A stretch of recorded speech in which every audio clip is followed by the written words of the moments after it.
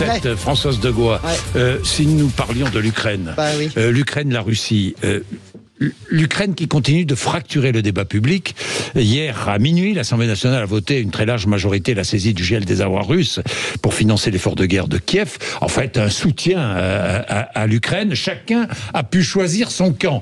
Ce qu'il y a de bien avec cette résolution, c'est que maintenant, on voit qui soutient l'Ukraine et qui ne soutient pas l'Ukraine et qui serait plutôt enclin à soutenir la Russie. LFI a voté contre au nom du droit international et le RN s'est abstenu. Ah bah oui, alors décidément, Jean-Jacques, Marine Le Pen, elle ne parvient pas à se défaire de ce sparadrap russe, vous voyez, qui lui colle aux chaussures depuis sa visite au Kremlin en 2017. L'époque, vous le savez très bien, Jean-Jacques, où Vladimir Poutine était encore à peu près fréquentable. Et bien sûr, le déclenchement de la guerre en 2022.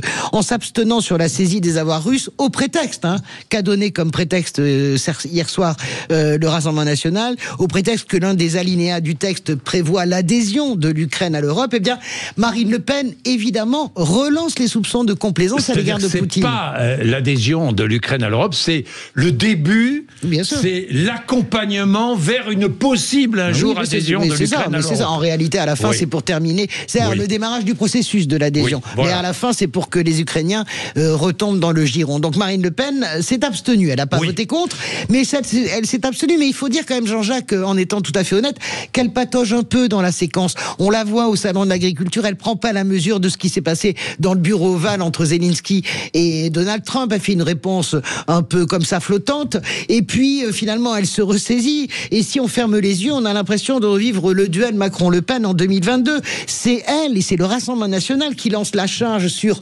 Macron joue avec nos peurs, et c'est Emmanuel Macron qui répond en gros, mais comme pendant les deux campagnes précédentes, vous n'y comprenez rien, vous n'y connaissez rien. 2022 et 2017, le retour, l'incompétence de Marine Le Pen, c'est ça qui est en question, et c'est ce que joue Emmanuel Macron. Alors, cette fois, Marine Le Pen, elle ne peut pas subir l'agenda ukraino-russe et américain, et elle ne veut pas laisser le leadership au président, puisque dans son esprit, elle va lui succéder. Voilà pourquoi, demain, elle s'envole pour où ? Pour le Tchad. Le pays qui a rompu sa coopération militaire en novembre 2024 avec la France, manière de rappeler à Emmanuel Macron le recul historique de l'influence française en Afrique sous sa présidence.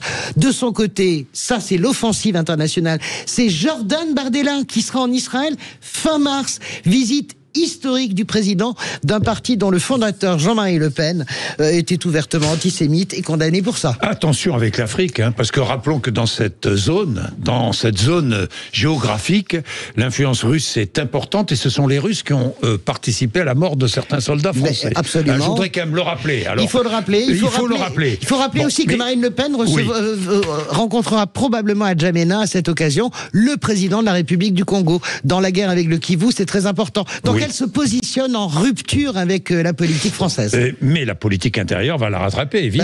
Oui, parce qu'elle a une date en tête, Marine Le Pen, obsessionnelle, le 31 mars, jour du jugement dans l'affaire des assistants parlementaires européens.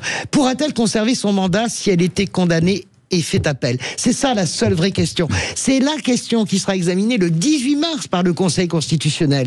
Les 9 sages, sous la présidence d'un certain Richard Ferrand, devront répondre à cette question cruciale. Peut-on conserver son mandat si on est condamné en faisant appel? Cette question, dépendra aussi de son avenir, et quelle que soit la réponse donnée par les sages, vous le savez, Jean-Jacques, elle sera entachée de soupçons.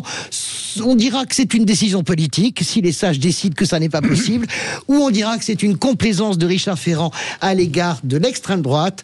Quoi qu'il en soit, mars, c'est vraiment le mois de tous les dangers pour Marine Le Pen. Je voudrais interviewer et interroger le garde des Sceaux sur la question, mais il ne répondra pas.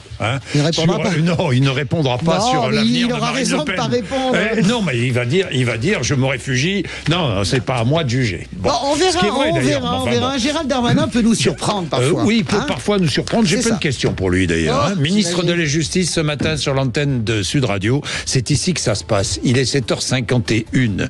Merci d'être avec nous. Nos auditeurs sont là, évidemment, comme tous les matins. 0826 300 300. À tout de suite.